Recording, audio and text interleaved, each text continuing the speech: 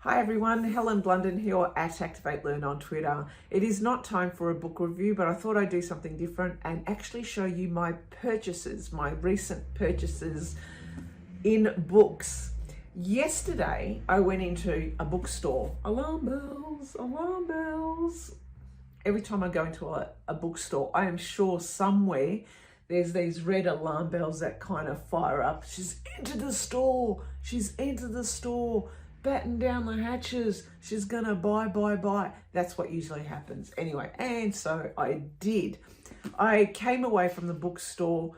Well, I went in thinking, no, I'm not gonna buy anything. I came out with 3 books and I thought I'll show you what these books are because they may be of interest to you, and they are currently in all good Australian bookstores. So these are what's on the shelves in Australian bookstores. I'm not entirely sure whether they would be available currently overseas. I'm not entirely sure of the publishing, I guess, itinerary books overseas, but this is what is happening in Australia. First one, this didn't even go out of the box until I got my grubby little hands all over it. The lady at the store was taking these books out and I noticed the blue colouring and I thought, well, that's really interesting. I thought it was a book about Holland. I thought it was Dutch. But oh my God, I looked at the 2 blokes at the front and they were the 2 guys from Outlander. If you've seen that Scottish series based on the book by Diana Gabaldon, who I read many years ago. But yeah, they did Outlander. Now, these blokes had a series and I watched the series. It was fantastic. They travelled all around Scotland and they basically shared all the different Scottish traditions in the various regions. Now, what they've done is they've written the Clanlands Almanac, seasonal stories from Scotland. And what I love about this is it reminds me of those old almanac books I had growing up, where every month there was, certain dates, and on that certain dates, what kind of thing was happening. Maybe there was some jokes in there, maybe there was some cartoons. It was just little stories that you would read. Well, that's what they've done. It is an almanac of different months and different regions and dates and what's happened, and a bit of banter between them. So I'm really looking forward to reading this one by Sam Hewen and Graham McTavish.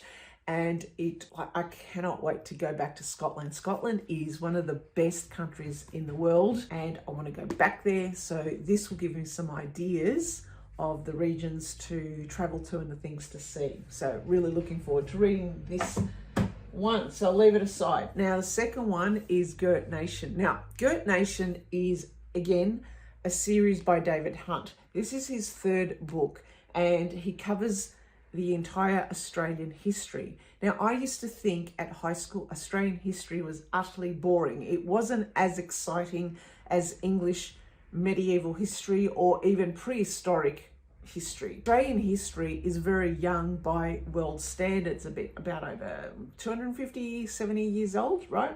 And so, yeah, I used to think boring. But after reading the 2 books by David Girt, he really made me interested in history because he made it amusing. He used modern references, he used a lot of jokes, he kind of put the characters and made them into real life, and you kind of pictured them in your head about what they could be. But what he did, some people might say, well, that's not funny. History shouldn't be amusing. But if you want to get people interested in history, you write it in such a way that it interests people to start exploring their history. And that's exactly what I did. His books made me delve into more of Australia's history, more of Australia's maritime history. I learnt more about Captain Cook, Bligh, Flinders, all through David Hunt's book. So when I saw his 3rd book, which is Australia's recent history now, I thought I have to buy this. It's going to be really interesting as to how he does this, because I don't think, how can he make stuff amusing that has been in our recent past? Maybe things could be a bit too raw at the moment. So I'm interested to see how he handles that. Anything by David Hunt, all his books are brilliant. If you want to have and explore Australian history just out of your own interest, I would say read David Hunt's book because he makes it amusing. So therefore you're more likely to read it in its entirety. And that gets you then interested and understanding more about the history, that if you wanted to read the more serious books, you can. So this is a Gert Nation, The Unauthorized History of Australia, Volume 3. Brilliant. Now the third book, this is The Game, a portrait of Scott Morrison. Now for my viewers who are not Australian, you might not be aware that this bloke is our Prime Minister and he is not very well liked.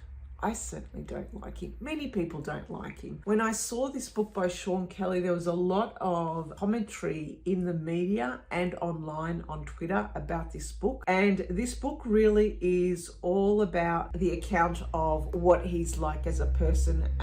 What he's like in his job, okay, as immigration minister, what he did as a prime minister, kind of trying to get to understand what he's like.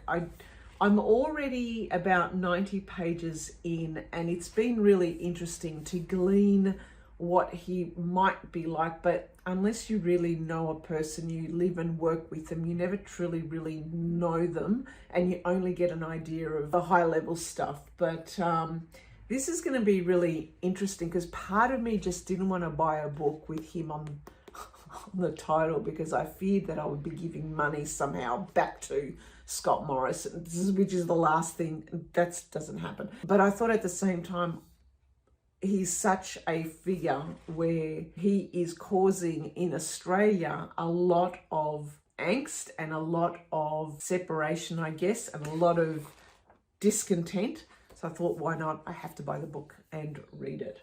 So I am about 90 pages in. I've got, 278 pages.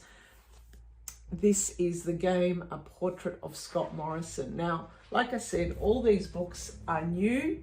They are currently out on the Australian bookstores. Let me know if you've read any of these, or what are your thoughts, and we'll see you soon at the next review. Okay then, bye for now.